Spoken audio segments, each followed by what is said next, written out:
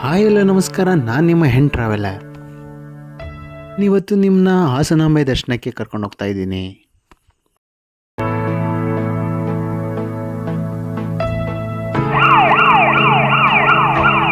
ನಾವೇನೋ ದೊಡ್ಡ VIP ಅಂತ ಸಡನ್ನಾಗಿ ಎಸ್ಕಾರ್ಟ್ ಬಂದ್ಬಿಡೋದ?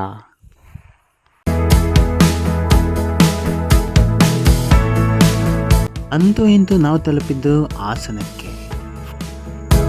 ಹಾಸನ ಎಂದು ಹೆಸರು ಬರಲು ಕಾರಣವಾದ ಹಾಗೂ ಹಾಸನದ ಹೃದಯ ಭಾಗದಲ್ಲಿರುವ ಹಾಸನಾಂಬೆಯ ದೇವಾಲಯದ ಬಳಿಗೆ ಸಾಗಿತು ನಮ್ಮ ಪಯಣ.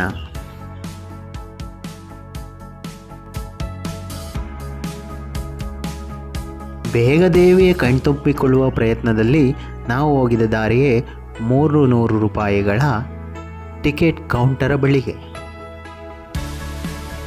ಹೊರಗಿನಿಂದ ಅಷ್ಟೇನು ಜನ ಇಲ್ಲ ಎಂದು ಅನಿಸಿದ ನಮಗೆ ಒಳಗೆ ಹೋಗಿದ ಮೇಲೆ ಗೊತ್ತಾಗಿದ್ದು ಬಹು ದೂರದ ಕ್ಯೂನಲ್ಲಿ ನಾವು ನಿಂತಿದ್ದೇವೆ ಎಂದು.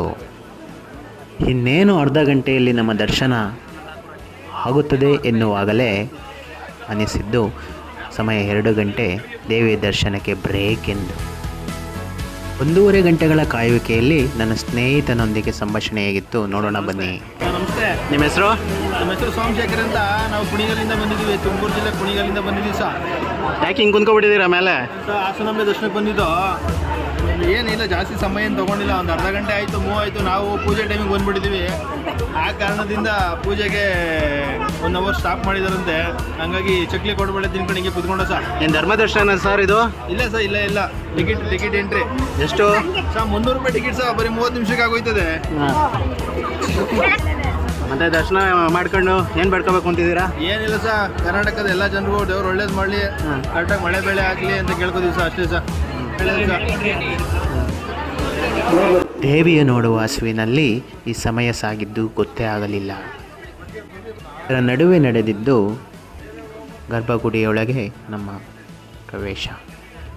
ನೋಡುತ್ತಿದ್ದಂತೆಯೇ ದೇವಸ್ಥಾನದ ಮುಂಭಾಗಕ್ಕೆ ನಾವು ತಲುಪೇ ಬಿಟ್ವಿ.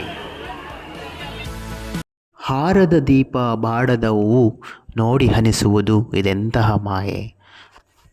ಕಾಣದಿದ್ದರೂ ಕಾಯುತ್ತಿರುವಳು, ಕೈ ಮುಗಿಯುವ ಕೈಗಳ ನಮ್ಮೆಲ್ಲರ ತಾಯೆ ಹಾಸನಾಂಬೆ. ಮತ್ತೆ ಸಿಗೋಣ. ಧನ್ಯವಾದಗಳು.